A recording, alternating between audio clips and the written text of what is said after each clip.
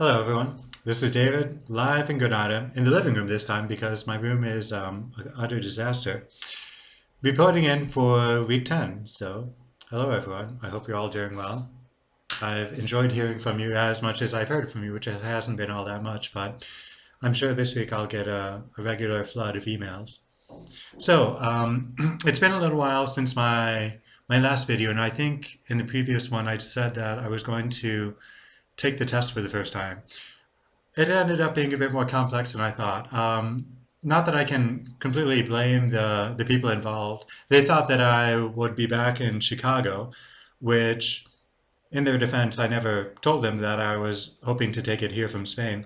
So the long and the short of it is I only ended up taking the oral part, and I think it went better than last time. I did make some mistakes, but I corrected myself. So I think that's a step up from just making mistakes, but it's definitely a step down from not making mistakes at all. So at least I recognize the mistakes I'm making quick enough where I can go back and fix them. And I think too, we talked for probably about half an hour, and I think in the last 5, 10 minutes, I finally felt pretty comfortable.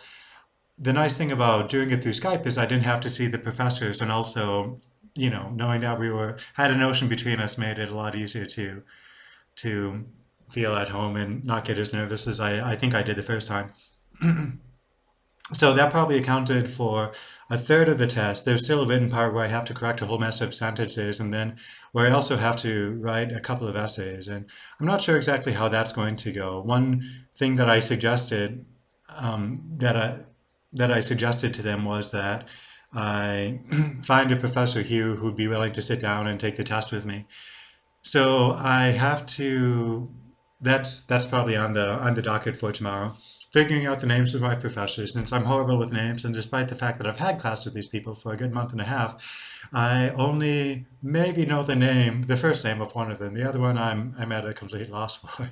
So I'll have to go back and look at the syllabus and figure out what the names are, then figure out when their office hours are, and then come to them during their office hours and see how they'd feel about me sitting there and taking a test. So that's the long and short of that. As I said, the oral part went better, definitely went better than last time. I guess, as I mentioned in previous entries, what I'm really hoping to get out of this is that they'll tell me that I've made some really solid efforts to improve. If they pass me, then great. That'll be time that I'll spend instead burying myself in the archive here and libraries, and also getting to know southern Spain a bit more. But as I said, I don't think that's quite realistic. I've improved a lot here, and I hope that has come across in the test, but I think I'm still far from where they'd want me to be to teach. So, despite the fact that I only took a third of the test, I did spend all of Sunday, Monday, Tuesday immersed in grammar, doing nothing but grammar, skipping out of the gym, also recovering from a really nasty version of the flu where I had this really persistent pain in my throat, and also this strange pain in all of my joints. And it wasn't enough where I didn't go to school, but it was enough where I felt like there wasn't any sense in going to the gym. And I slept a good 12 hours each night and took some of the good old Spanish medicine here, which I really do think is a lot stronger than the stuff we normally sell in the US. So despite that, because I got over a cold, because I did study pretty hard for 3 days, and because I did do better on the oral test, or on the oral part of the test, even if not necessarily good enough to pass, I decided to buy myself a meter-long pizza, which I think all of you are aware of, as well as a full liter of Orange Fanta, which is different from the Fanta that they sell in the US because the Fanta here actually has like 5% orange juice, which makes a world of a difference. There's nothing better on earth in terms of soda than the Orange Fanta that they sell here in Europe, I think. And it's a shame that for whatever reason they changed the recipe in the US. It makes me sad. But anyway, what else can I talk about? Church this Sunday, good message about how God disciplines us in a loving way that's designed to make us more godly, and also in a way that's really customized for who we are and what we need at the particular moment, using the story of Jacob. So it was good. I didn't feel like particularly is what I needed to hear at the instant at that moment, but it was definitely something that made me think about those passages in a new way. So definitely appreciated it. I definitely feel like I learned some good life lessons from that. I also, since the last, entry, have been eating a lot of something called torrija, which, if you put it into Google Translator, will translate into French toast. But it's so much more than French toast because it's French toast, but with like cream filling, like vanilla cream filling or whipped cream filling or what have you. It's really, really awesome. And yeah, it's really awesome. Yet another thing, along with orange flavored Fanta, that I think we should bring to the US. So I'll get right on that as soon as I learn the Spanish language, I guess. Um, because I'm not going to the gym, also because of being forestalled with the flu, I actually lost a bit of weight, so I'm going to try and get that back. Today was my first day back in the gym in a week, and it went well, but it was very, very tiring. It was leg day, and leg day is the worst day because you have to do all sorts of nasty exercises that no one really likes, like deadlifts and squats. But I made it through it, so I'm definitely a trooper. I would normally make some update about my beard, but nothing's changed, and I've decided that growing a beard, at least for me, has been an exercise of patience. And I think if I wait like another 5 years, I'll have a beard that's worth talking about, but this is the beard that God has ordained for me to have right now at this moment in my life. For better or worse, I'll probably shave it off whenever I head back to the US. Or maybe I'll do one of those internet voting things where I'll show pictures of myself before without a beard and with a beard and let all of you, my lovely audience, decide. So other exciting things going on in my life. This weekend, if all goes well, I might go to Sevilla. We'll see how it goes. Because I'm looking for someone to proctor the test and because I personally would like to get it done as soon as possible. I'm not sure how they're going to grade the test. I think that either within a week of me taking it last Wednesday, they'll tell me how I did on the oral part, or they'll wait for me to finish the writing part too, and probably, within a week of that. At least that's what it was the first time. So I'm kind of anxious to finish the writing portion. So hopefully I'll be able to do that this week. Depending on the professor's availability, my trip to Sevilla might kind of take a shape around that, whether I go Thursday and Friday, where there'll be less people clogging up all those tourist sites, or whether I go Saturday or Sunday, which would give me Thursday and Friday to offer to the professors if they'd be able to sit in with me there. I'm applying for a really awesome prestigious type conference in Italy in July. I'm going to work on the abstract tonight and hopefully get it done. The abstract has to be submitted on the 31st, so I really want to get it done tonight, proofread it either tonight or tomorrow, and submit it to Fred, my professor, advisor, counselor, the professor who I owe everything to. One of the professors I owe everything to, rather.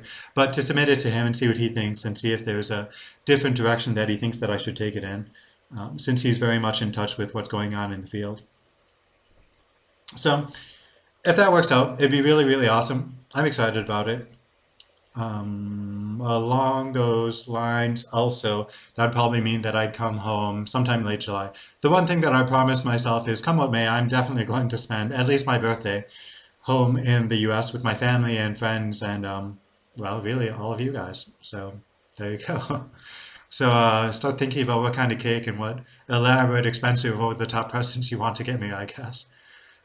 It'd be really nice, since I think it's been a good 2, maybe even 3 years since I've been at home for my birthday. So that's a goal. I saw a picture of my lovely little niece Adelaide bouncing with Thomas. Sorry, I think Adelaide. I butchered her name. Don't tell her. And if you're watching this, Adelaide, I'm very sorry. You have I guess the next however many months to fume and be angry about it before I come home and see your cute little self. But anyway, I saw her bouncing. She's getting so big and very athletic. I think she's definitely got a future as a jackrabbit or kangaroo in store for her unless she wants to shoot for something even higher and more ambitious.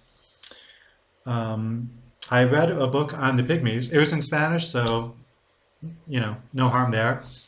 And I think I just kind of needed to read something to kind of get me thinking. I know, that's a lie. I hate studying grammar. I really, really hate it.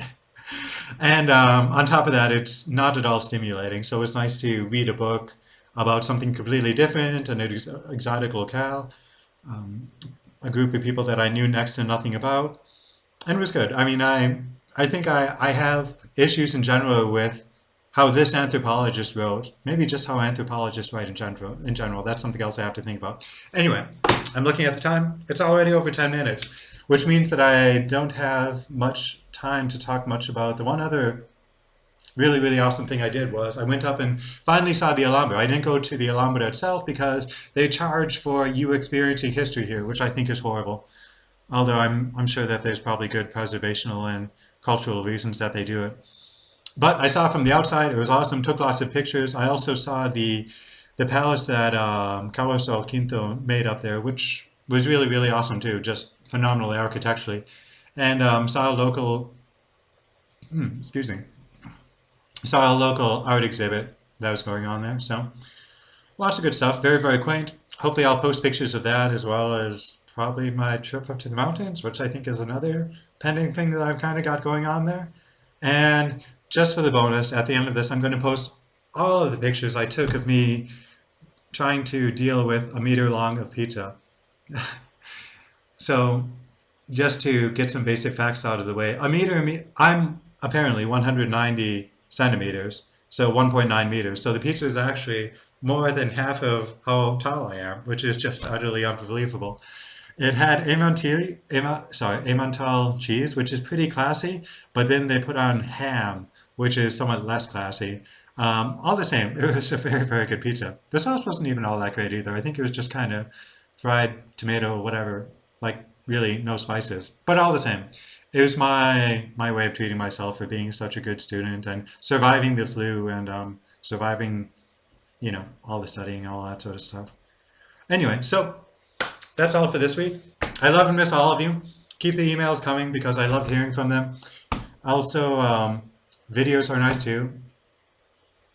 Adelaide, in case you want to try and send me something a bit more feature length, feel free. And, well, that's it. Bye. Love you.